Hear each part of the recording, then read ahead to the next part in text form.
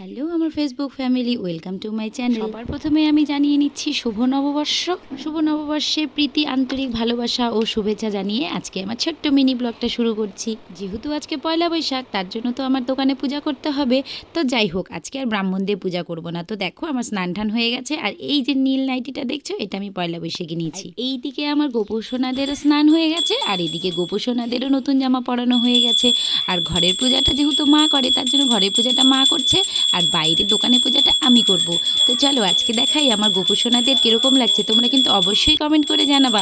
দেখো আমার গোপুসোনাদের জামাগুলো কি সুন্দর লাগছে না, সাথে আমার স্বয়ং রাধা গোবিন্দ। পয়লা বৈশাখের দিন তো আম আর দুধ দিয়ে পূজা দিতে হয়, তার সাথে আবার আমার গোপুসোনাদের জন্য লাড্ডু, আর আমার ঠাকুরের জন্য সাদা ফুল।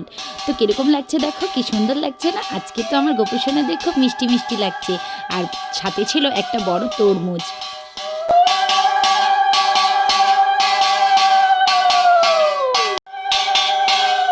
আমি সকালবেলা আগে দোকানঘরটা পরিষ্কার করে নিয়েছিলাম। দোকানঘরটা একদম জল ঢল দিয়ে নিচেরটা আমি একদম ধুয়ে নিয়েছিলাম। তো দেখো এই যে ছোট্ট একটা আমার দোকান, বেশি বড় না। তো এই দোকানে আমি সব কিছু রাখি, আর এই দোকানটাকে আমি ভীষণ ভালোবাসি। তো আজকে যেহেতু আমি পূজা করব, তার জন্য ভাবলাম উপরে সব কিছু পরিষ্কার করে নিই। কিছুদিন আগেই আমি গণেশের পূজা করেছিলাম অগ্রহায়ণ মাসের দিকে, তার জন্য আজকে ঠাকুরমশাই দিয়ে পূজা করছি না। তো আজকে আমি নিজে নিজেই পূজা করছি। তো চটপট করে আমি সব কিছু গুছিয়ে নিয়েছি, আর মা ফলগুলো কেটে দিয়েছিল, আর তার সাথে ছিল দোকানের লাড্ডু আর বাড়ির গায়ের দুধ। তো আমার দোকানে ছোট্ট গণেশ সোনার জন্য লাড্ডু হবে না, সেটা কি হতে পারে? আমি এদিকে প্রদীপটা ধরিয়ে নিলাম, আর ওইদিকে ধূপকাঠিটাও ধরিয়ে নিলাম, তার সাথে ধরিয়ে নেব ধূপ। যেহেতু আমি নিজেই পূজা দিচ্ছি, তার জন্য সব কিছু সুন্দর করে গুছিয়ে নিয়ে পূজা দিচ্ছি। আর ফলগুলো মা কেটে দিয়েছিল। তো আমার এদিকে প্রায় সব কিছু রেডি হয়ে গেছে, আর এদিকে একটা আম। আরে বাবা, আমের যা দাম, মানে আম তো পাওয়াই যায় না, তার মধ্যে আমের এত দাম।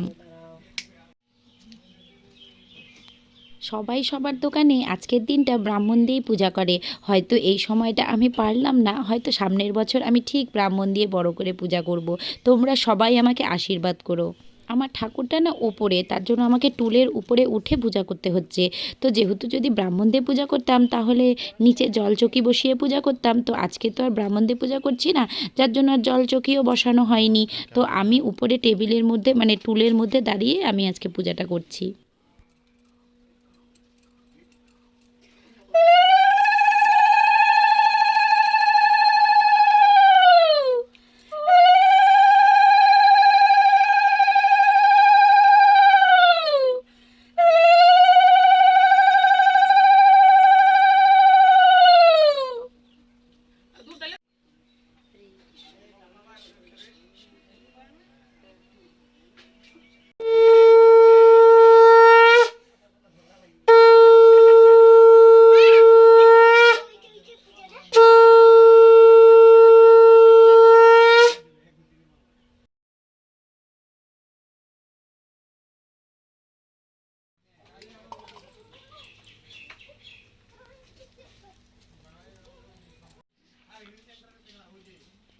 তো বন্ধুরা, আমার এই ছোট্ট মিনি ব্লগটা তোমাদের কীরকম লাগলো? যদি ভালো লেগে থাকে তাহলে অবশ্যই লাইক কমেন্ট শেয়ার করবে, আর তার সাথে আমার পাশে থাকবে, আর আমাকে প্রচুর প্রচুর সাপোর্ট করবে। টাটা।